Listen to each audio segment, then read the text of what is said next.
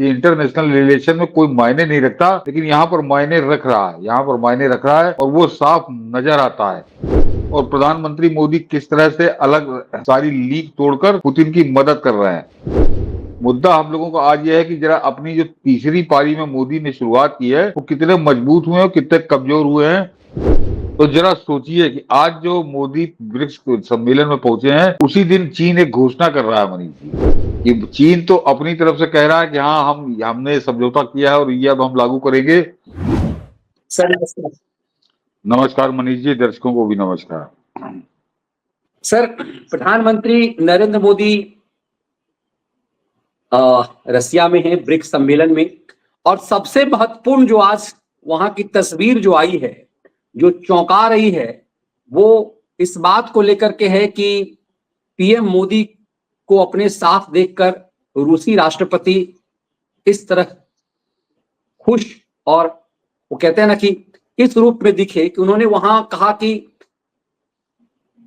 हमारे और प्रधानमंत्री मोदी के बीच अब किसी भी तरीके के द्विभाषीय की जरूरत नहीं है। कुछ फ्रेम ये बता रहे हैं कि ये संबंध किस तरह से हैं, और प्रधानमंत्री मोदी के सामने में उन्होंने जो चीन को लेकर के कहा कि ये जरूरी है कि भारत, रूस और चीन मैत्री के एक नए आगाज स्थापित करे। वैसे ब्रिक देशों का सम्मेलन है, इसमें ब्राजील भी है। आप रूसी राष्ट्रपति के इस बॉडी लैंग्वेज को, इस भाव को पीएम मोदी के साथ किस रूप में देख रहे हैं? मनीष जी देखिए, रूस के साथ भारत के संबंध बड़े पुराने हैं और वो समझिए 70 के दशक से शुरू हुए हैं।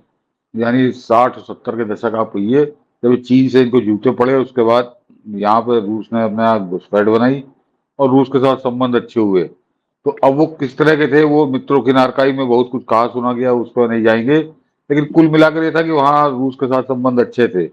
लेकिन प्रधानमंत्री मोदी के आने के बाद और पुतिन के साथ उनकी जो केमिस्ट्री बनी है वो नई ऊंचाइयों पर वो संबंध है, और वो ना उससे पहले कभी थे और संभवतः आगे भी होंगे। कैसे होंगे भगवान जानता है, लेकिन जब तक मोदी हैं तब तक मोदी और पुतिन की पर्सनल केमिस्ट्री हो गई। जबकि मैं हमेशा कहता हूँ कि इंटरनेशनल रिलेशन में कोई मायने नहीं रखता, लेकिन यहाँ पर मायने रख रहा है, यहाँ पर मायने रख रहा है और वो साफ नजर आता है कि दोनों का एक दूसरे के प्रति जो है सम्मान कह लीजिए वो लगातार बढ़ रहा है, कहीं कमी उसमें नहीं आ रही। और उसमें मनीष जी, पुतिन ने जो भूमिका निभाई है वो अद्भुत भूमिका है जिसकी कहीं जिक्र नहीं हो रहा।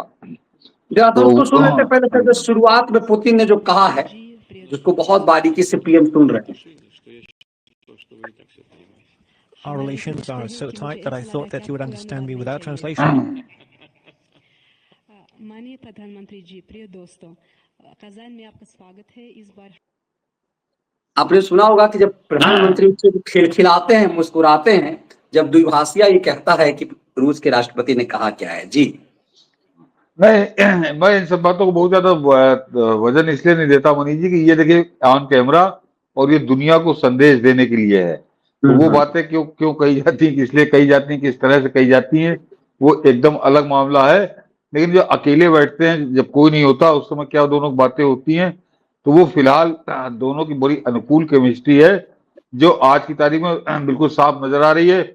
और प्रधानमंत्री मोदी किस तरह से अलग सारी लीक तोड़कर पुतिन की मदद कर रहे हैं। तो आज मगर मुद्दा आज पुतिन या मोदी की मित्रता नहीं है।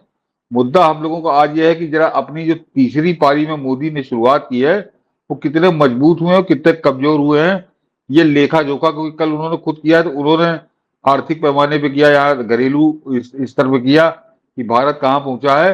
लेकिन जब वैश्विक स्तर पे पिछले 125 दिनों की हम लोग बात कर रहे हैं, तो जरा सोचिए कि आज जो मोदी ब्रिक्स सम्मेलन में पहुंचे हैं उसी दिन चीन एक घोषणा कर रहा है मनीष जी।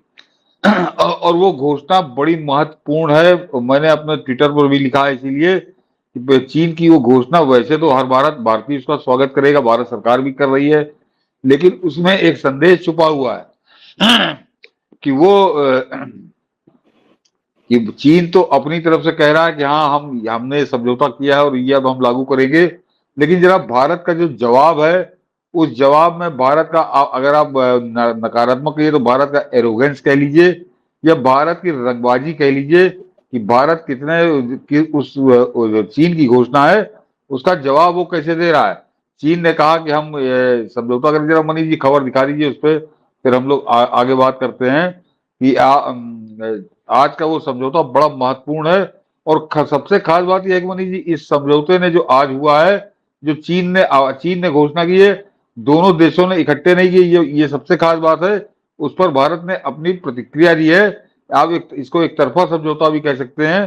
तो चीन की वो जो घोषणा है वो ये भारत विरोधियों के मुंह पर काली पोत रही है। यहाँ जरा ये जो है कि आप इसको इसकी हेडिंग देखें।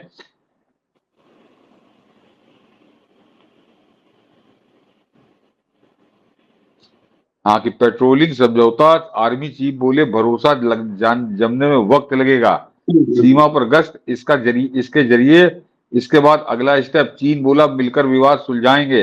भारत चीन के बीच वास्तविक नियंत्रण रेखा पर पेट्रोलिंग समझौते के बाद मंगलवार को चीन के विदेश मंत्रालय ने कहा कि हम अपना सीमा विवाद मिलकर सुलझाएंगे। एक तरह से चीन ने इसकी घोषणा की, भारत ने इसकी घोषणा भी नहीं की है। और उसके बाद जो उसकी घोषणा हो गई चीन से, तो भारत कह रहा है कि अभी भरोसा जमने में वक्त लगेगा।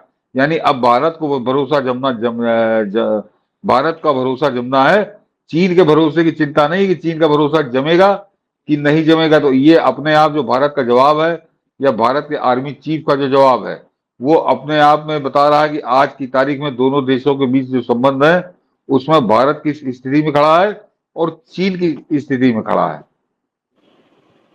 बिल्कुल, ये अपने आप में बताने के लिए, तो इसका फर्क यहाँ पर क्या पड़ने वाला है, यहाँ जो चीनी दलाल हैं उन पर क्या फर्क पड़ने वाला है इसका? इसका एक तो पहले आप फर्क ये समझ लीजिए बनी, यहाँ हिंदुस्तान के अंदर जो है ये जो कह रहे थे चीन घुस गया और चीन भारत के अंदर घुस गया, उसने 300 किलोमीटर कब्जा कर लिया। वो तो एक दिन इतना पता नहीं क्या खा पी के आया था, उसने कहा 2500 किलोमीटर घुस गया चीन। याद करिए राहुल गांधी का वो बयान था कि चीन जो है 2500 किलोमीटर घुस गया। तो उस दिन हम लोगों ने कहा था कि 2500 किलोमीटर तो दिल्ली से चीन का बॉर्डर नहीं है, वो भी उसी के अंदर आ जाता है। तो क्या चीन दिल्ली तक आ गया? लेकिन वो था किसी अपना खाए पिए के उसमें। तो वो जो इस तरह का हल्ला कर रहे थे, हुड़दंग कर रहे थे, उनके मुंह पर काली पुती है आज की तारीख में। क्योंकि ये चीन का मैं एक तरफा घोषणा मान रहा हूं। अभी ये या तो दोनों लोग बैठे होते, दोनों देशों का साथ आया होता, तो नहीं, इसका मतलब समझौता तो हुआ है। भारत उसकी घोषणा नहीं कर रहा, समझौता हो गया, हम समझे तुम समझे वाला था, जिसका चीन ने ढिंढोरा पीटा है। तो एक तरह से चीन अपनी तरफ से सफाई दे रहा है। और उसका कारण है मनीष जी, जरा गौर करिए, अब जरा पिछले जाइए कि 2004 से पहले तक जो है चीन एक तरह से भारत के ऊपर कहीं हावी नहीं था। मैं अक्सर बात करता हूं कि वो एक तरह $1 अरब से हमारे व्यापार घाटे में था वो, और चीन कहीं कोई उपद्रव भी नहीं था।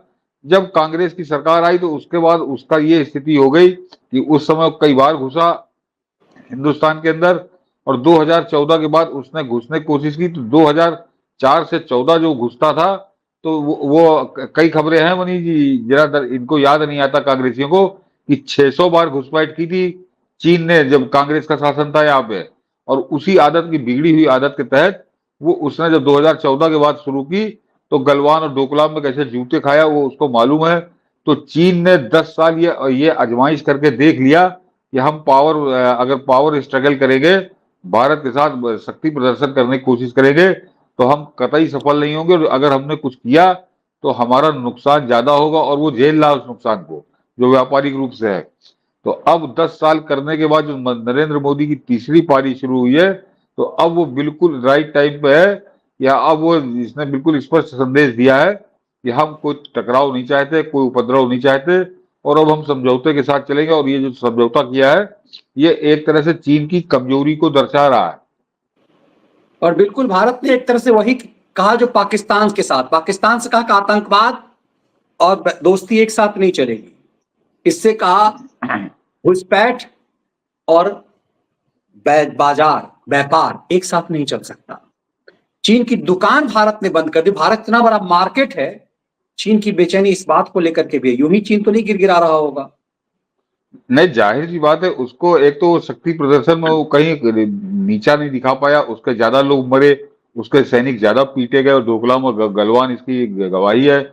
उसके अलावा जितनी बड़ी संख्या में उसने यहाँ आस्तीन के सांप छोड़ रखे थे जो चीन की दलाली कर रहे थे, उसमें जो राहुल गांधी अमेरिका और अरुणाचल में जाके चीन की बातें कर रहा था, वो भी कोई काम नहीं आया और नरेंद्र मोदी को कहीं डिगा नहीं पाए। तो अब उसकी समझ में आ गया कि अब हम इनसे लड़ के कुछ नहीं कर पाएंगे, हमको जो भी मिलेगा अब साथ रह के मिलेगा।